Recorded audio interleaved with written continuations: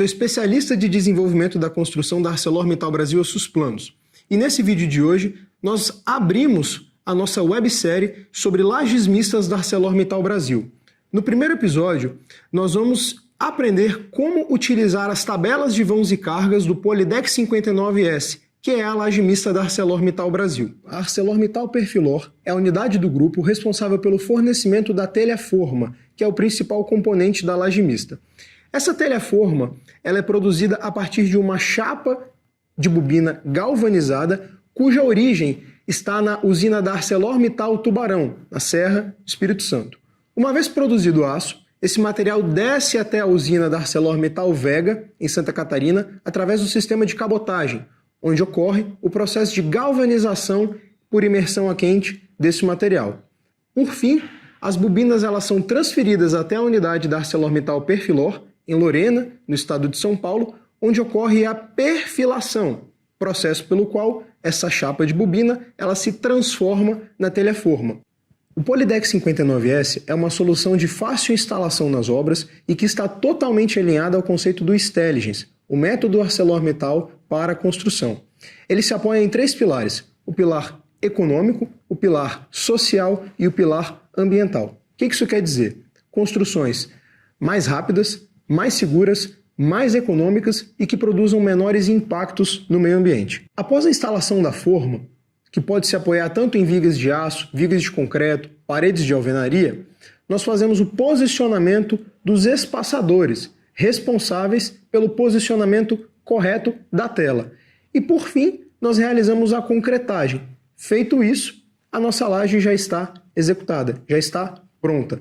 A forma é fabricada a partir de um aço com resistência ao escoamento de 280 MPa, ZAR 280, com revestimento de zinco nas duas faces, que é o Z275. Além disso, nós podemos considerar diferentes espessuras da capa de concreto, o que nos dá alturas de lajes distintas. Para cada combinação, altura de laje, vão e espessura de chapa, além das condições de apoio dessa laje, nós temos resistências diferentes.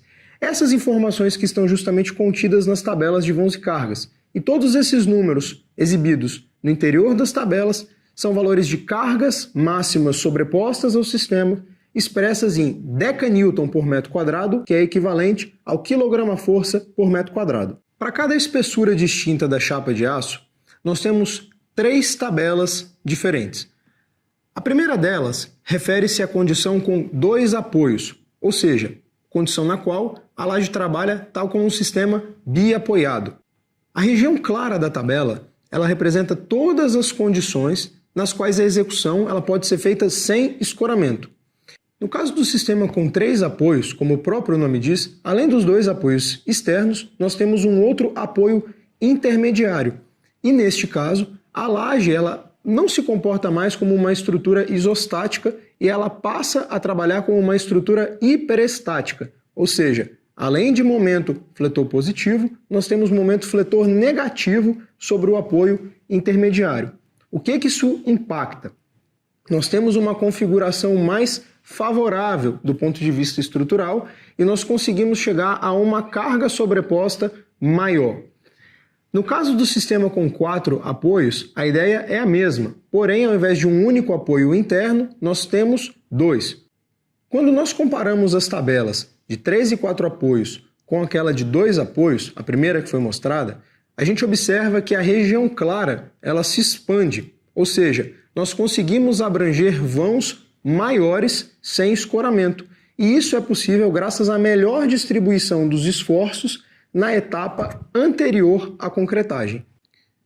É importante destacar aqui, para os sistemas de 3 e 4 apoios, que são hiperestáticos ou contínuos, diferente do caso biapoiado, é necessário dimensionar uma armadura sobre os apoios intermediários para a transferência de momento fletor de um vão para o outro. A região mais escura da tabela, por outro lado, ela ilustra todas as configurações que são possíveis com a presença de escoras durante a etapa de construção, que é uma situação que justamente a gente procura evitar, dada a possibilidade de construir, de executar o steel deck sem o escoramento, que é uma principal vantagem que impulsiona, que dá uma maior velocidade a construção. Percebam que todos os vãos indicados na tabela são vãos entre apoios. Então, no caso do sistema com 2 apoios, se eu digo 2,20 metros, corresponde a uma laje biapoiada com 2,20 metros de vão. Por outro lado, se eu falo uma laje com 2,20 metros, com 3 apoios, são 2 vãos com 2,20 metros. Então, é uma laje com comprimento total de 4,40 metros. E o mesmo vale para a condição com 4 apoios. Ao invés de 2, são 3 vãos iguais com 2,20 metros. Para exemplificar a aplicação das tabelas de vãos e cargas, vamos recorrer a um exemplo prático. Vamos considerar uma laje, num primeiro momento, que tenha 2,20 metros de vão isostático e que precise resistir a uma carga sobreposta de 450 kgf por metro quadrado. O primeiro passo é sempre consultar as tabelas nas menores espessuras. Nas menores espessuras, nós teremos lajes mais leves. Para garantir um projeto mais econômico, a gente sempre vai começar a avaliar da menor para maior espessura de chapa, ou seja, de 0,8 até 1,25.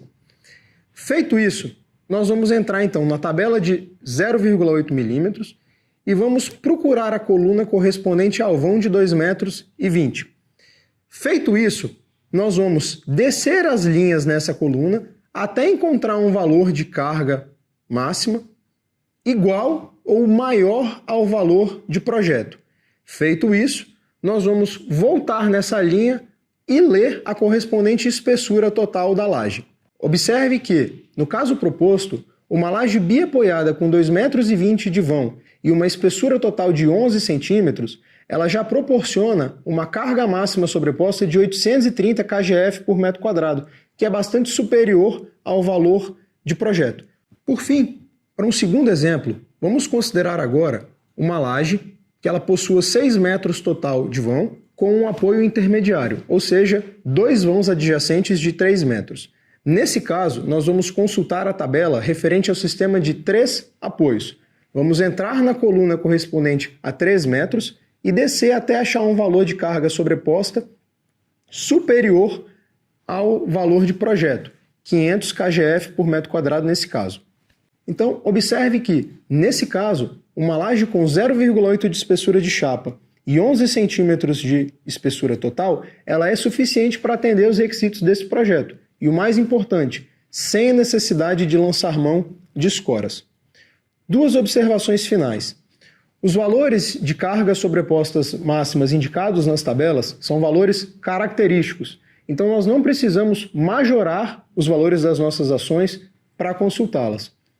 E, por fim, caso o nosso vão ele não conste na tabela, ou seja, ele não seja múltiplo de 20 centímetros, nós podemos interpolar linearmente entre valores adjacentes. Por exemplo, se eu tenho um vão de 2,10 metros, eu vou fazer uma média entre os valores das colunas de 2 metros e 2,20 metros. Esse foi o conteúdo proposto para a nossa primeira videoaula. Eu espero que vocês tenham gostado. Qualquer dúvida, qualquer questionamento, entre em contato diretamente conosco através do nosso suporte e não percam a segunda aula, na qual nós vamos falar sobre o dimensionamento das armaduras negativas sobre apoios intermediários. Te vejo em breve.